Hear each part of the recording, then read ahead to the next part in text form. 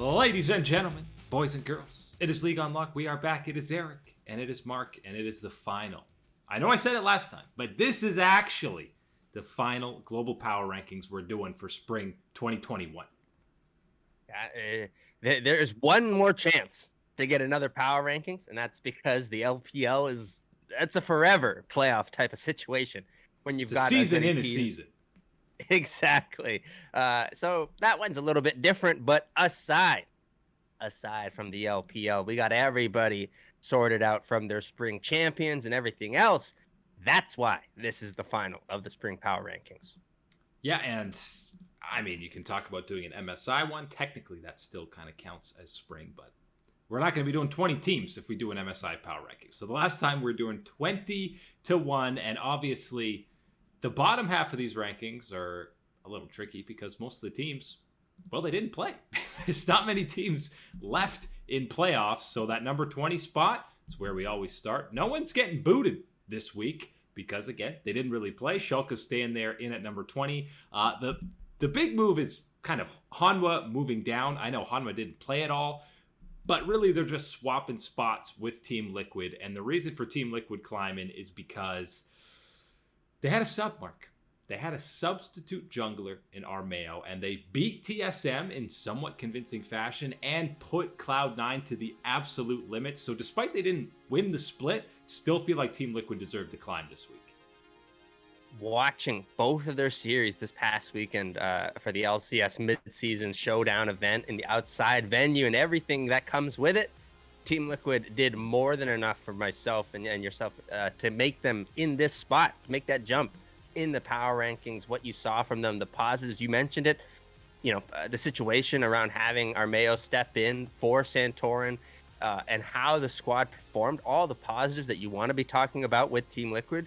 Alfari making sure that he's having dominant performances and making an impact in the game for his value. Having Jensen step up, not only be able to put together real carry performances against TSM in that series, to then say that he's going to step up against Perks, where Chi needed to step up his performance against Perks, made a difference in the majority of that series, including the capital moment to make sure Game 4 went in the hands of Team Liquid to get a silver scrape.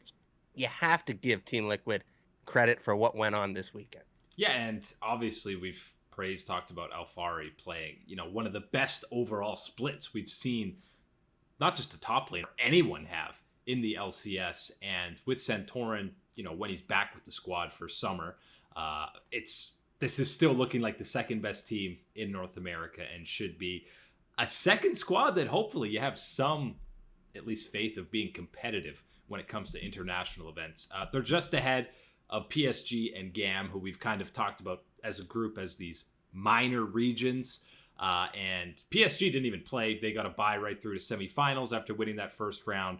And GAM 3-0 with their first match. And these guys average a kill a minute, Mark. If you don't watch some of these GAM games, they literally have 17 kills at 15 minutes. It's insane.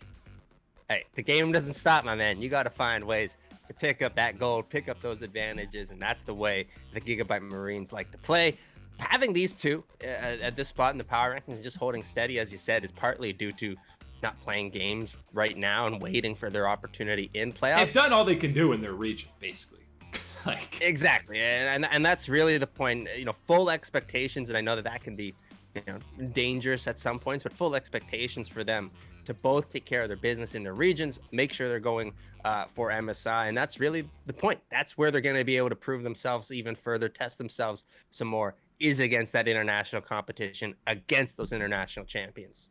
And that's, if they don't win their splits, then yeah, you best believe we're bumping them out of that top 20. But for now, they're still sitting pretty. Rare Adam and World Elite stay put. They're ousted from the playoffs, still well within the top 20 teams in the world. And then it gets a little interesting because we have the biggest drop this week, which is G2 eSports. I don't think anyone would have said this. We did a poll before the weekend in the LEC, who's going to win. I think it was almost 70% people were saying G2 were going to win. And that's not that crazy. Pretty much everybody had that same idea. But because of how high stakes, these are best of fives. We're getting tons of game, tons of data and knowledge for these squads. And G2 didn't even go to game 5 against Rogue. They were already in losers bracket. So yeah, they're outside of the top 10, Mark.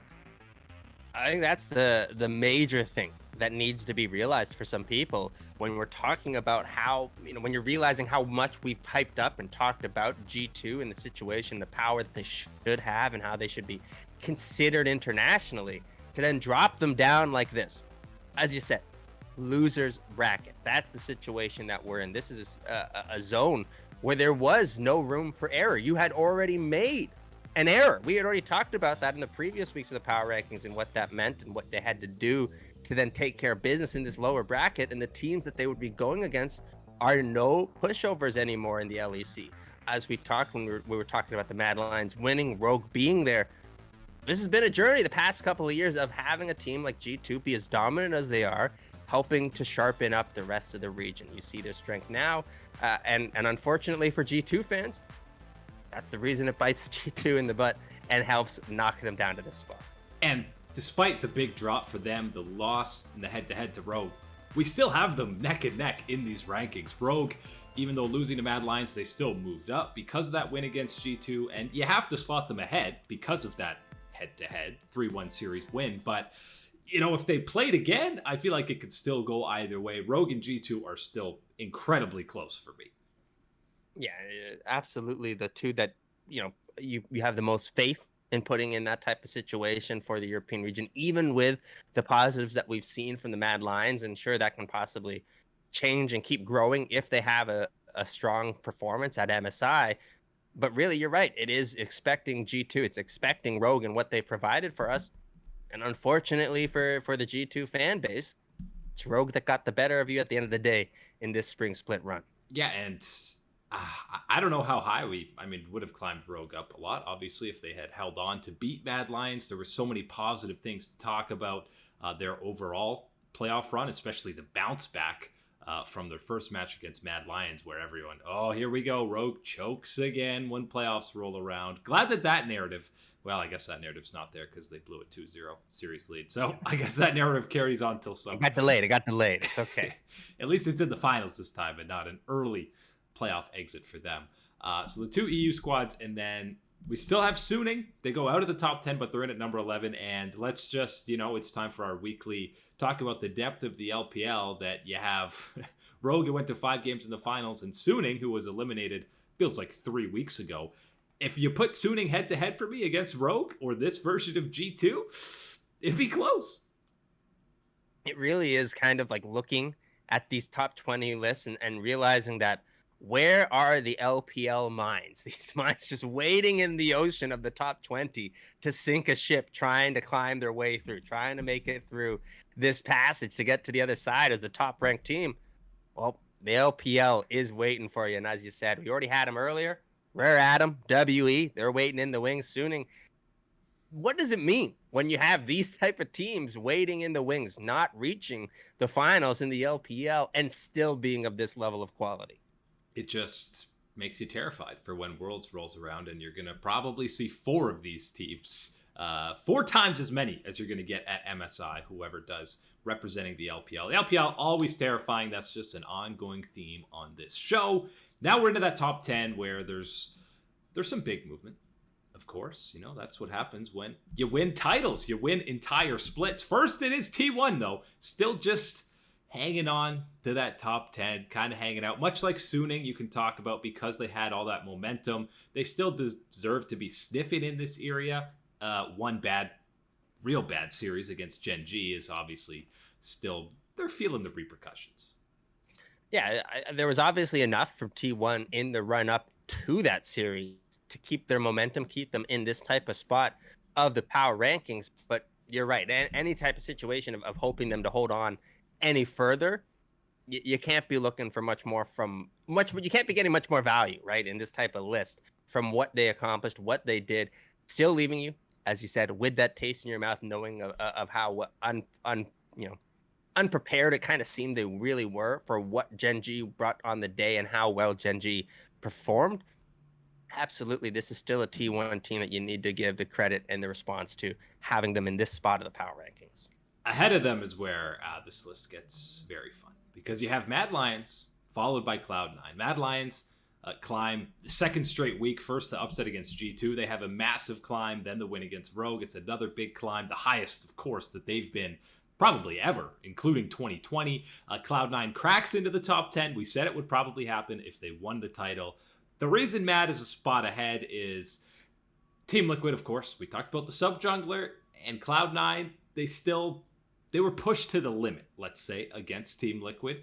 And Mad Lions were too against Rogue, by the way, 100%. But we always talk about EU being more competitive than NA. But with these two squads now going to MSI, if G2 was going, I know everyone would say there's no chance NA will perform even close to the same level as EU. But Mad Lions and Cloud9, I know it might be blasphemous. I feel like Cloud9 could have a better tournament than Mad Lions. I know. It's crazy.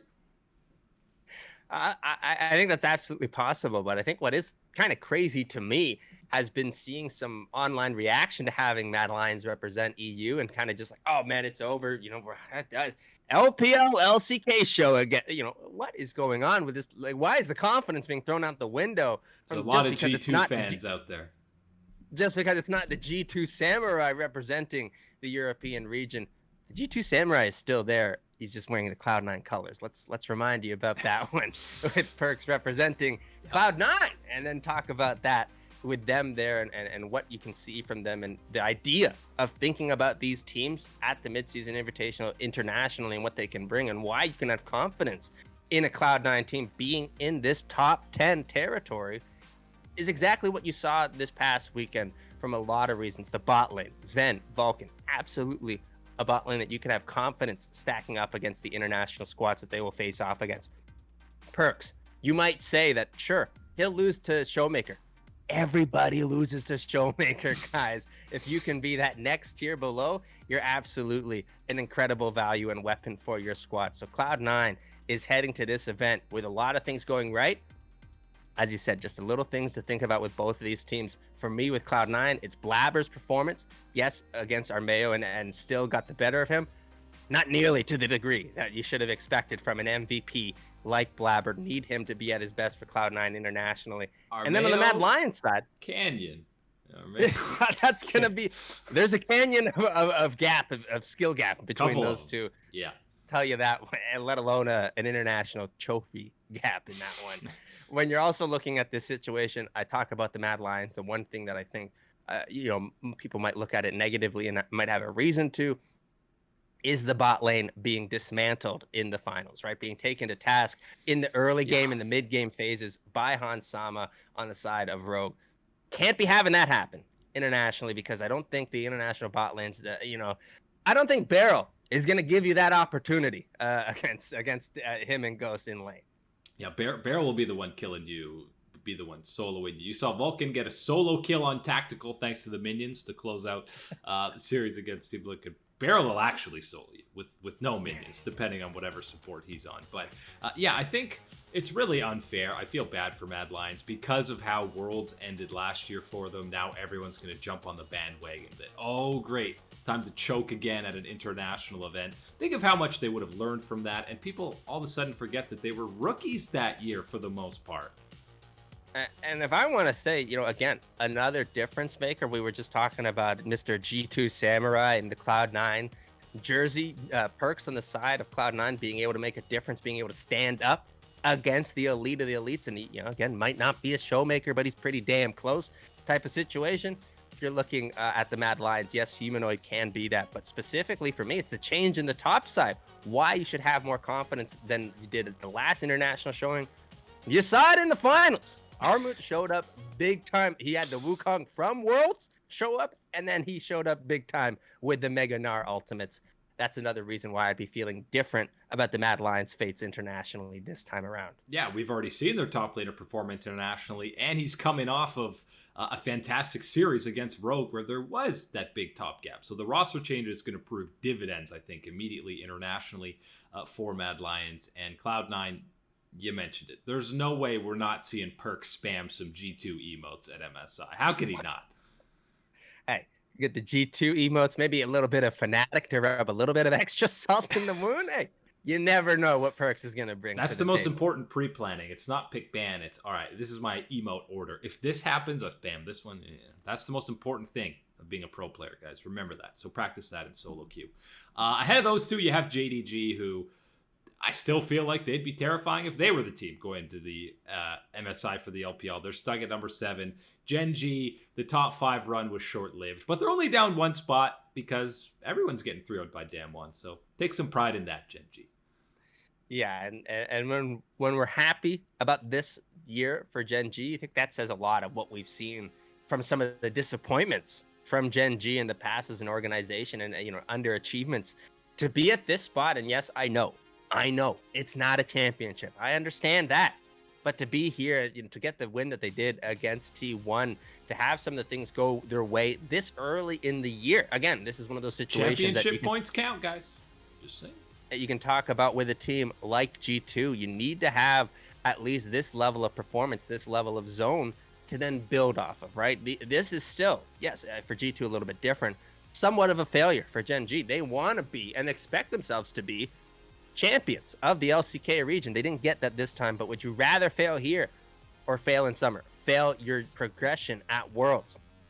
Very different story. And for a squad like Gen G, the positives that you had this split, and I think specifically for me, everyone always expects Ruler to be the pentakill threat, which yes, Ruler is still very much the pentakill threat alongside Life, but to have bounce back splits overall from someone like BDD reassert himself in that elite conversation of mids in the LCK, to have Rascal pop off and provide a very stable level of performance in that top side, these are big differences and big strides overall for Gen G. And to have most of them occur here in spring and to be able to build off of that for summer, positive signs for them. Yeah, and I don't think this season there's not a failure you can even call. Getting 3-0'd by this iteration of Damwon in the finals, that's about the best you could hope for in this era of LCK right now.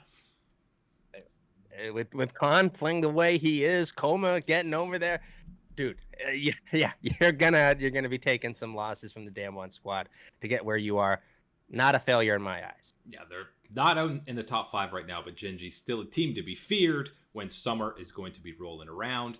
And now we hit the top 5 where it's a lot of the same faces we've seen. And most of all these LPL teams were going head to head over the last week in not just one, some of them 2 best of 5 series, which again speaks to the insanity of the playoff format. But in that number 5 spot is the team who went 1-2 in a lot of these matchups. Top eSports. Oh, Mark, they were so close to taking down RNG. They had the good start against Suning in the playoffs, but then back-to-back series losses, EDG and RNG to get ousted. You still feel like this is a really good team. There's 3 LPL teams better than them. That's the craziest thing, is when you'd be looking at this situation at, okay, well, you're so talented and there's no way else for any other teams to accumulate this much talent in your own region that, yeah, sure you've got issues. Sure, you got things that you need to solve, but your talent will win you out. That's not the case in the LPL when that talent is the entirety almost of our top 5 that we're talking about, and you have to deal with them in the playoffs, and that is the fall of top esports in the playoffs.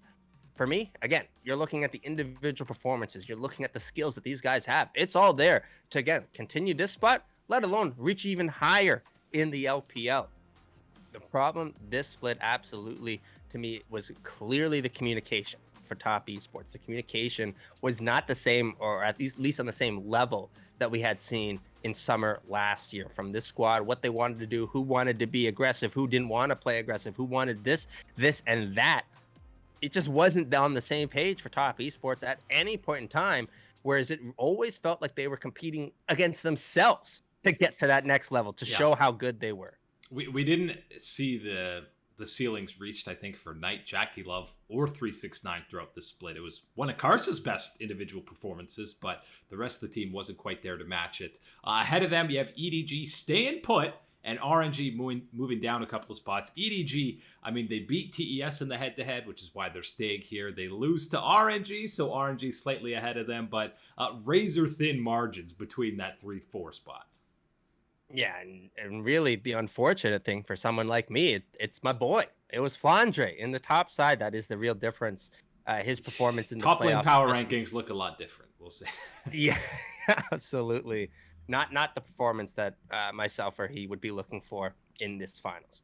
Yeah, and I mean, EDG was so close to doing similar to what Mad Lions and Cloud9 did, coming back from that 2-0, forcing a game 5, but RNG stood strong in that 5th game to hold on and get into the finals. Obviously, a fantastic bounce back from them for their first playoff series against FPX, who has the biggest climb of not the week, but at least climbing into 2 from 6 is an insane climb, and the run in playoffs have been incredible from FPX. They've beaten literally everybody. Every good team, every contending team in playoffs, some in 3-0 fashion. If you're talking about RNG, EDG, the game 5 was convincing fashion. They are clearly the hottest team in the LPL right now. When we were ranking FPX and you were thinking about them in the playoffs and the journey that they've had in these playoffs, where they were, we were already talking about them because of how well things were going in the top side, how well Dwayne B was playing, LWX and Chris, what was going on was fantastic by so many things, but you held them back a little bit just because of the uncertainty of everything that's gone on with the jungler position for FPX this split, not knowing, let alone how well he was going to perform, if it was still going to be him the next day, if Tien was going to be playing for FPX in these playoffs. Well, we got our answer, my man. He's staying in. He's staying in there, and he's making sure that the performances are major for FPX. All those positives that I just talked about, they're all there, and they're at another level. That's the other scary thing, is that not only have our questions, have been answered and proven big-time performances from Tien, it's everybody else on FPX also reaching another level, and that is why they make a climb like this. As you said, not the biggest as far as just by numbers, but when you're talking about value, climbing this many spots at this high up in the list, that is the power of FPX. And it's what happens when you beat 2 of these 3 teams in a direct best of 5. The Nuggery experiment is what they were hoping Khan was going to bring in 2020. It's been working out for them. But because RNG slides out, FPX climbs, you got to slot Damwon into that top spot because they were having none of the LPL bangers. It was just the 3-0 finals. Another day at the office for the boys. And I like that you say another day at the office, because another day at the office of a 3-0 absolutely includes what happened in game 2 of that series. They fully anticipated that. That's what we're seeing from this Damwon team. And it's weird for some people to have us talk about them in this type of way and acknowledge that, yes, even, when we talked yesterday about Cloud9, thinking about them in the same group as Damwon and MSI, and, telling me you can't take one game, one situation, get one off day on this Damwon team. We've seen them lose their Freddy Breon. You see them have these performances in game 2 against a squad like a whole best Gen of G. 5 is a different beast. Absolutely. Then we're starting to get crazy. I'll accept that as the craziness talk and everything else. But when you're looking at this Damwon team, I understand that it's a little different talking about them and that situation as our number 1 team. But those world championship skins come in, start feeling pretty good about yourself. Showmaker's been talking trash. Coma's going to another international event. My man, there is so much to love about this Damwon team. Damwon is the team most people are probably most excited to see at MSI. That's why they're number 1, but that is it today for League Unlock. Eric and Mark here with you guys. Thanks for hanging out with us as always, and we'll catch you on that flippity flip.